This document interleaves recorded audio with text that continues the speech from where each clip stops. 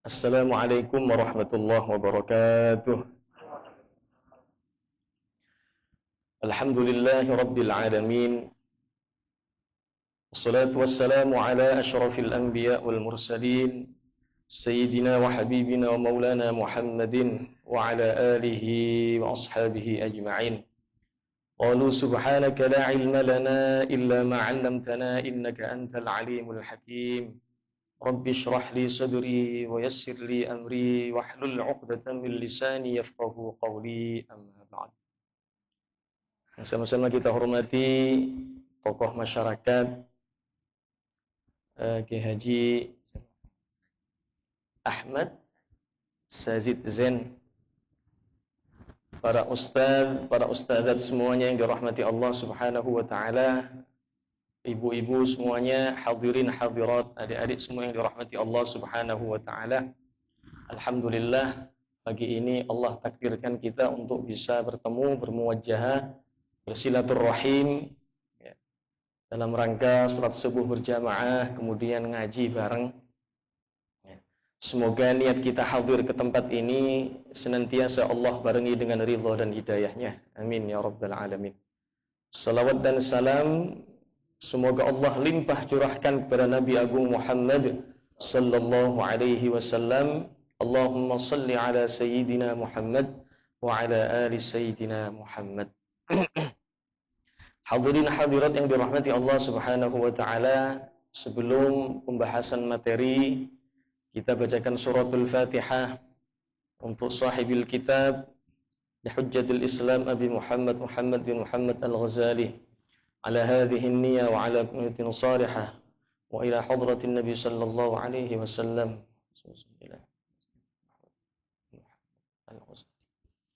لهم الفاتحة. أعوذ بالله من الشيطان الرجيم. بسم الله الرحمن الرحيم. الحمد لله رب العالمين الرحمن الرحيم مالك يوم الدين إياك نعبد وإياك نستعين اهدنا الصراط المستقيم صراط الذين أنعمت عليهم غير المغضوب عليهم ولا الضالين آمين. Hadirin hadirat yang dirahmati Allah Subhanahu wa taala, alhamdulillah kita sudah sampai di hari ke-11. Ya betul ya. Hari ke-11 bulan Ramadan. Ini salah satu nikmat yang agung yang diberikan oleh Allah kepada kita semuanya. Ya, bisa sampai di bulan Ramadan. Nah, semoga bertemunya kita di Ramadan ini membawa hikmah ya, untuk kita semuanya. Ya, semoga kita tambah lebih baik lagi ibadahnya, lebih banyak lagi tilawahnya, ya, lebih baik lagi baca salawatnya, lebih banyak lagi istighfarnya. Ya, alhamdulillah, ini salah satu anugerah Allah yang diberikan kepada kita semuanya sebagai seorang mukmin, ya, itu bisa beribadah, bisa sujud, bisa baca Quran, bisa zikir, bisa istighfar, semuanya karena rahmat Allah Subhanahu wa taala. Semuanya karena Allah, ya, karena rahmat Allah Subhanahu wa taala. Alhamdulillah, pagi ini kita bisa duduk bersama-sama.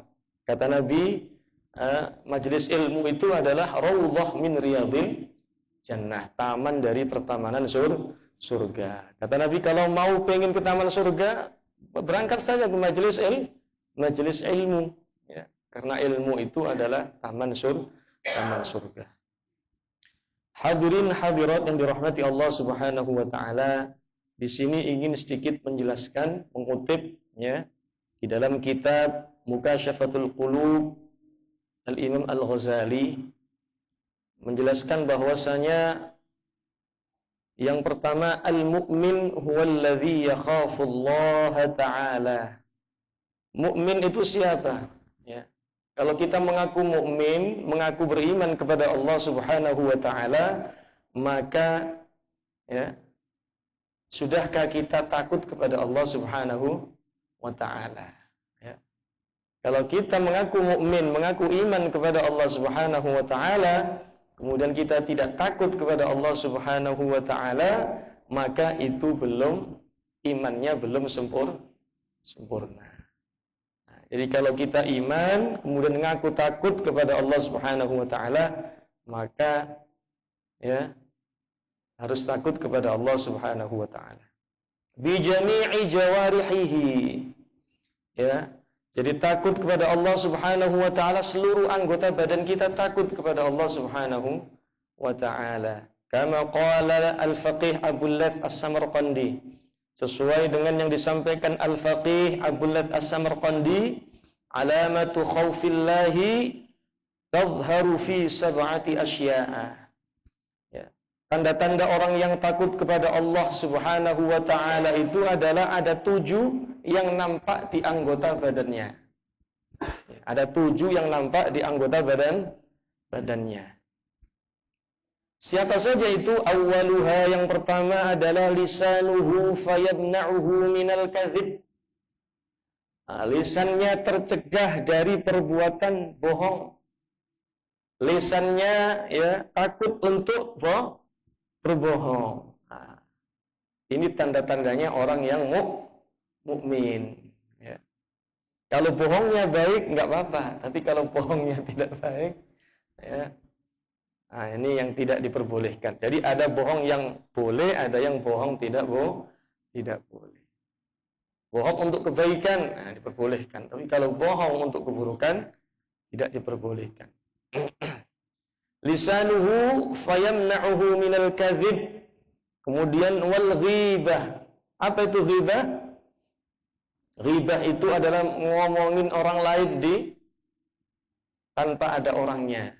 Ngomongin kejelekan orang lain tanpa ada orangnya. Ya. Kalau orangnya ada di situ pasti nggak suka. Nah, ini namanya ghibah. Na'udzubillah, tsumma na'udzubillah. Jadi orang mukmin itu pantang ya, jangan sampai untuk lisannya berbohong, lisannya ghibah, apalagi bulan Ramadan seperti ini. Udah lisannya untuk zikir saja. Lisannya untuk baca sholawat aja sebanyak-banyaknya. Lisannya untuk baca istighfar yang sebanyak-banyaknya. Astaghfirullahaladzim. Astaghfirullahaladzim. Ya, udah nggak usah ngurus ya orang lain. Kemudian wan namimah. Nah, namimah, adu domba ya. Wal buhtan, dan fitnah. Ya. Wa kalamul fadl wa yaj'aluhu mashghulan bi dzikrillah taala. Orang mukmin itu ciri-cirinya adalah dia sibuk lisannya dengan zikir kepada Allah Subhanahu wa taala. Ya, dalam kitab ini dijelaskan ya, orang mukmin itu jauh dari bohong, jauh dari ghibah, jauh dari fitnah, jauh dari namimah, adu domba.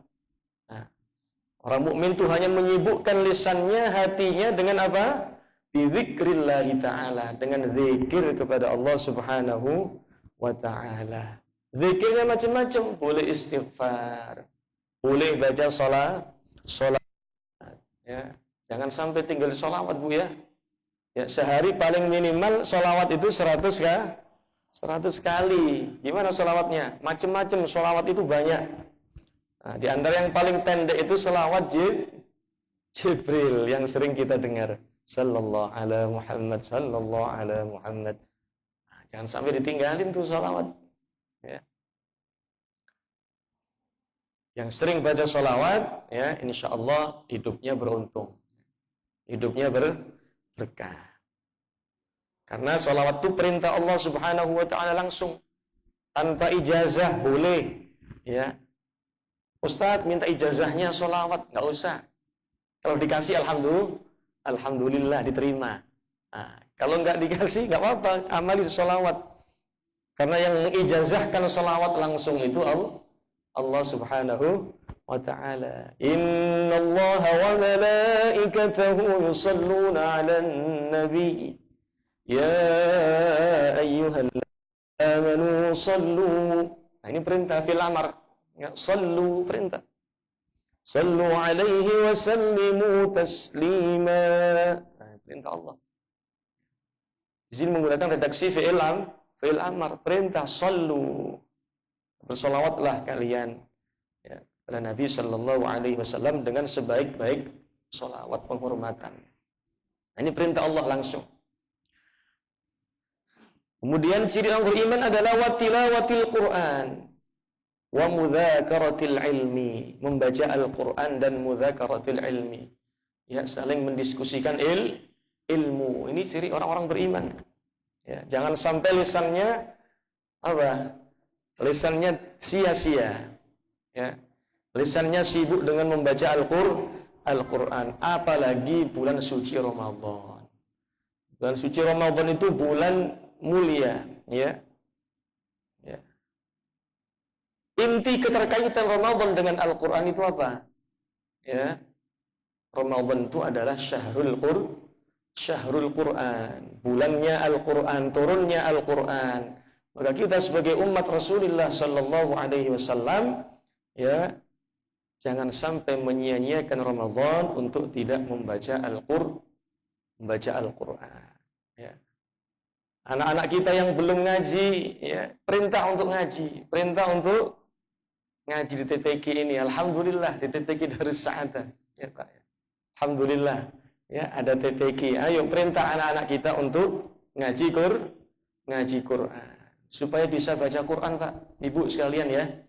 Karena ya, sebagian masyarakat kita itu, ya, kadang-kadang melihat itu kasihan, ya Allah, anaknya dibiarkan tidak ngaji Quran, ya, tidak bisa membaca Quran, dibiarin saja itu. Ya, naudzubillah, jangan sampai. Harus kita perintah untuk membaca Al-Quran, belajar Al-Quran. Membaca Al-Quran itu penting. Ini pondasi dasar untuk anak-anak kita, ya, untuk menjadi orang-orang yang derajatnya tinggi di sisi Allah Subhanahu wa taala. Kata Nabi sallallahu alaihi wasallam, ya. Ini ancaman Nabi sallallahu alaihi wasallam di dalam kitab Tanqihul Qaul karya Syekh An-Nawawi Al-Bantani, ya, dijelaskan bahwasanya Nabi sallallahu alaihi wasallam pernah mengatakan, "Man razaqahullah." Barang siapa yang diberikan rezeki oleh Allah Subhanahu wa taala, diberikan apa? Diberikan waladan, seorang anak, ya. Walam yu'allimhul Quran, kata Nabi. Ya, sedangkan ia tidak mengajarkan kepadanya Al-Quran, kata Nabi, illa kana kullu dzambin ya'maluhul walad ala abihi. Nauzubillah. Ngeri, Pak, ya. Apa artinya? Ya. Ngeri. Illa kana kullu dzambin ya'maluhul walad ala abihi. Ya. Jadi dosa, selama anak itu berbuat dosa, ya. Selama anak itu berbuat dosa, maka dosanya ditransfer kepada bapaknya. Ya. Naudzubillah, naudzubillah. Kenapa? Karena bapak ini sebagai imam, memimpin keluarga. Ya, jangan sampai imam ini tidak merintahkan anaknya untuk baca Quran, untuk ngaji Al-Quran. Harus kita perintahkan supaya kata Nabi, supaya dosa-dosa anak kita ketika melakukan dosa tidak ditransfer ke kita sebagai orang tuanya, sebagai ayahnya. Ngeri. Ya. Man razaqahullahu waladan wa lam yu'allimhul Qur'an illa kana kullu dzambin ya'maluhul walad ala abihi. Kemudian lanjutnya hadis, wa yaumal qiyamati, dan pada hari kiamat, ya, kata Nabi sallallahu alaihi wasallam, yuhasibul walad abahu. Ya. Anaknya enggak terima, lapor ke Allah, ya Allah, saya dulu di dunia, ya Allah, tidak diperintah ngaji Quran sama ayah saya, ya Allah. Saya dulu di dunia, ya Allah, tidak diperintah untuk belajar, tidak diperintah untuk ngaji, tidak diperintah untuk baca Quran, ya Allah. Kata anak tersebut, ya. Nah, akhirnya ayahnya dimasukkan ke neraka oleh Allah Subhanahu wa taala karena tanggung jawab, ya, tidak bertanggung jawab atas amanat yang diberikan oleh Allah Subhanahu wa taala berupa anak, berupa zuriyah, keturunan. Ya. Enggak dididik Al-Qur'an, enggak dididik untuk membaca Al-Qur'an, untuk bisa membaca Al-Qur'an. Ya. Maka hati-hati. Ya. Maka kata Sayyidina Ali, ta'allamul Qur'an, bacalah olehmu Al-Qur'an, kata Sayyidina Ali, ya. Karena Al-Qur'an itu akan memberikan syafaat kepada orang yang membacanya. Rasul juga pernah mengatakan seperti itu. Iqra'ul Qur'an fa innahu ya'ti yaumal qiyamati syafi'an li ashabih. Bacalah olehmu Al-Qur'an. Kita ini sebagai umat Rasul, umat Nabi Muhammad sallallahu alaihi wasallam, ya, maka tidak layak kalau kita tidak membaca Al-Qur'an. Ini mukjizat yang sangat agung, mukjizat yang sangat besar. Ya, nikmat yang sangat agung yang diberikan kepada Nabi adalah Al-Qur'an. Nah, Nabi juga pernah mengatakan, terkait Al-Qur'an, Pak, ya. Nah, karena memang bulan Al-Qur'an, ya, Nabi juga pernah menyampaikan, man syaghalahul Qur'an, barang siapa yang sibuk dengan Al-Qur'an, an dzikri wa mas'alati, ya, sibuk membaca Al-Qur'an dan mengingatku, ya, sampai tidak apa? Sampai tidak tidak sempat, ya, untuk zikir, tidak sempat untuk doa, kata Nabi sallallahu alaihi, karena sibuknya membaca Al-Qur'an, ya. Setelah kerja baca Quran, ya. Di tengah-tengah kerja baca Quran. Nah, kata Nabi seperti ini orang yang diberikan oleh Allah nikmat yang lebih. Kata Allah Subhanahu wa taala, ya. Ini hadis qudsi, Pak, ya. Jadi Allah yang mengatakan langsung dalam hadis qudsinya, man syaghalahul Qur'an, barang siapa yang sibuk membaca Al-Qur'an sedangkan ia tidak sempat untuk doa, tidak sempat untuk membaca wirid dan lain sebagainya, ya, maka Allah akan berikan nikmat-nikmat, kebaikan-kebaikan yang lebih banyak dan lebih agung daripada orang yang tidak membaca Al-Qur'an. Ini kata Allah Subhanahu wa taala dalam hadis qudsinya yang disampaikan oleh Nabi sallallahu alaihi wasallam. Maka inilah pentingnya kita, ya, sebagai seorang mukmin jangan sampai untuk tidak membaca Al-Qur'an. Sehari minimal 10 ayat saja cukup. Enggak usah banyak-banyak, 1 juz enggak usah. Nah, kalau sudah istiqomah insyaallah nanti nambah-nambah sendiri sampai 1 juz. Ya. Jadi 10 ayat itu sudah cukup untuk kita istiqomah membaca Al-Qur'an. Lebih tambah baik lagi. Jangan sampai tidak membaca Al-Qur'an. Wa mudzakaratil ilmu. Ini adalah ciri-ciri orang yang beriman kepada Allah Subhanahu wa taala. Kemudian wathani, ciri mukmin yang kedua adalah qalbuhu, hatinya, fayakhruju minhul adawah. Di dalam hatinya tidak ada rasa permusuhan di antara siapapun. Jadi kata Abu Lath As-Samarqandi di dalam kitab Al-Mukasyafatul Qulub ini menjelaskan bahwasanya yang kedua ciri orang beriman itu adalah hatinya selamat dari permusuhan. Hatinya tidak pernah menyimpan dendam. Hatinya tidak pernah menyimpan musuh untuk siapapun. Ya. Wal buhtan, dan fitnah. Wa hasadal ikhwan, dan dengki kepada saudara-saudaranya yang lain, ya, bersama muslim. Li'annal hasanada yamhul hasanat. Karena, ya, hasud atau dengki itu adalah menghapus segala kebaikan-kebaikan yang sudah kita pernah lakukan. Na'udzubillah, tsumma na'udzubillah. Jangan sampai kita hasud, dengki ke orang lain, iri dan lain sebagainya. Kita hilangkan sama-sama, ya, sedikit demi sedikit kita hilangkan dalam hati kita. Jangan sampai ada rasa hasud, dengki, sehingga kebaikan-kebaikan yang kita lakukan hilang sia-sia. Na'udzubillah. Kama qala sallallahu alaihi wasallam, al-hasadu hasud, ya'kulul hasanati, itu memakan kebaikan-kebaikan. Kama ta'kulun nar al-hatab. Kama ta'kulun narul hatab. Seperti halnya api memakan kayu. Jadi orang yang hasud itu kebaikannya diibaratkan dengan, ya, kebaikannya habis dimakan oleh api, kayunya habis dimakan oleh api. Ini ibarat yang disampaikan Nabi sallallahu alaihi wasallam. Wa'lam, ketahuilah annal hasada, sungguhnya hasud, minal amradil azimati, sebagian dari penyakit-penyakit yang agung, penyakit-penyakit yang besar. Fil qulubi, dalam hati. Ya, hasud itu termasuk penyakit yang besar yang tumbuh dalam hati seorang manusia. Wala tudawi, tidak dapat diobati. Hasud itu enggak dapat diobati. Wala tudawi amradul qulub, tidak dapat diobati penyakit hati itu illa bil ilmi wal amali, kecuali dengan ilmu dan amal. Maka kalau mau menghilangkan rasa hasud, mau menghilangkan rasa dengki dalam hati kita, ya, maka hadirlah di majelis-majelis ilmu. Untuk apa tujuannya? Tujuannya adalah untuk membersihkan hati kita. Sedikit demi sedikit karat kita itu habis, karat-karat hati habis, hilang, terkikis oleh kebaikan-kebaikan. Kemudian lagi dengan zikir, dengan baca Quran, dengan sholat, itu semuanya menghilangkan karat-karat hati kita. Sehingga hati kita lebih bersih, lebih putih di hadapan Allah Subhanahu wa ta'ala.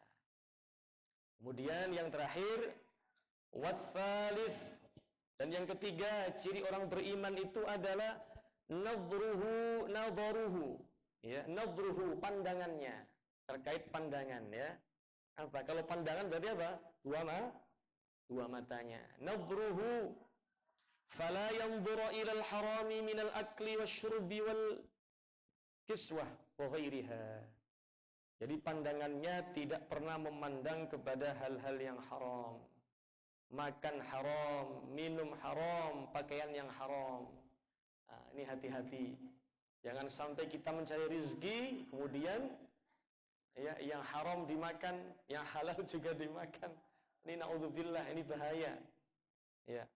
Kalau kita makan haram, rezeki yang haram, minuman yang haram, pakaian haram, maka alamat tanda-tanda itu doanya tidak diterima oleh Allah Subhanahu wa ta'ala. Doanya sulit terkabul oleh Allah Subhanahu wa ta'ala. Karena apa? Karena dagingnya, dalam tubuhnya mengalir darah yang haram. Na'udzubillah. Wa ghairiha wala ila dunya birraghbah. Bal yakunu nadhruhu ala wajhil i'tibar. Orang mukmin itu kalau memandang apapun itu diambil sebagai i'tibar. Jadi orang mukmin itu kalau membaca apapun, membaca alam ini, ya, memandang apapun itu kembalinya ke Allah Subhanahu wa ta'ala. Jadi kalau melihat batu, Allah. Kalau melihat hewan, Allah. Kalau melihat pohonan, subhanallah. Ini ciri-ciri orang beriman. Jadi semuanya jadi i'tibar, semuanya jadi ibarat, semuanya jadi pelajaran. Nah, itu pandangannya orang-orang mukmin. Wala yanzura ila ma la yahillu lahu, tidak memandang kepada hal-hal yang tidak dihalalkan. Ya. Orang mukmin itu cirinya dia tidak memandang kepada hal-hal yang dilarang oleh Allah Subhanahu wa ta'ala. Ini zamannya zaman medsos, zaman digital. Ya, kita kalau buka HP, ya, sedikit aja itu, ya, kalau nggak hati-hati bisa bahaya. Di jalan misalnya, ya, kalau nggak hati-hati bisa bahaya. Makanya harus kita jaga, ya, sama-sama kita ikhtiarkan, kita usahakan, ya, pandangan kita untuk tidak memandang hal-hal yang dilarang oleh Allah Subhanahu wa ta'ala. Sama-sama berusaha, saya juga berusaha, kita semua berusaha, ya, untuk tidak memandang hal-hal yang dilarang oleh Allah Subhanahu wa ta'ala. Kama qala sallallahu alaihi wasallam, seperti apa yang disampaikan Nabi sallallahu alaihi wasallam dalam hadisnya, man mala'a 'ainaihi, barang siapa yang memenuhi kedua matanya, mala'a 'ainaihi, ya, minal harami, dari hal-hal yang haram, mala Allahu ta'ala yaumal qiyamati 'ainaihi minan nar. Allah akan memenuhi kedua matanya pada hari kiamat nanti dengan api neraka. Ya. Jadi kalau orang yang sering memandang hal-hal yang haram, ya, nanti di hari kiamat kata Nabi sallallahu alaihi wasallam, balasannya apa? Kedua matanya akan apa? Itu tusuk dengan api yang sangat panas.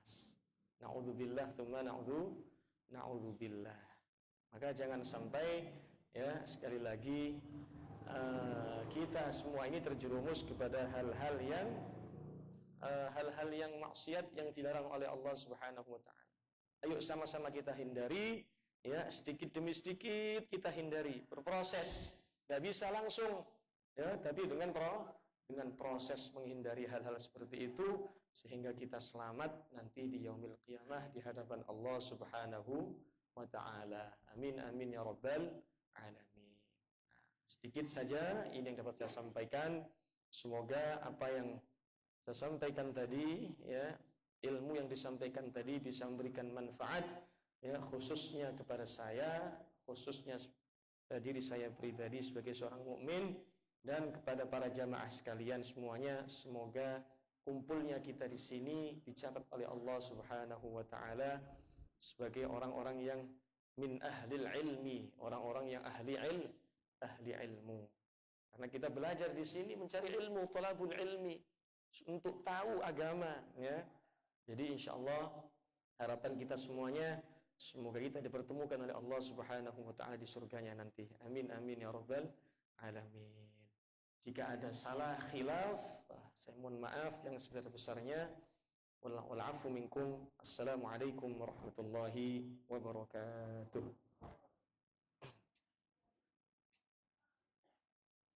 Alhamdulillahirabbil alamin. Baru saja tadi kita dengar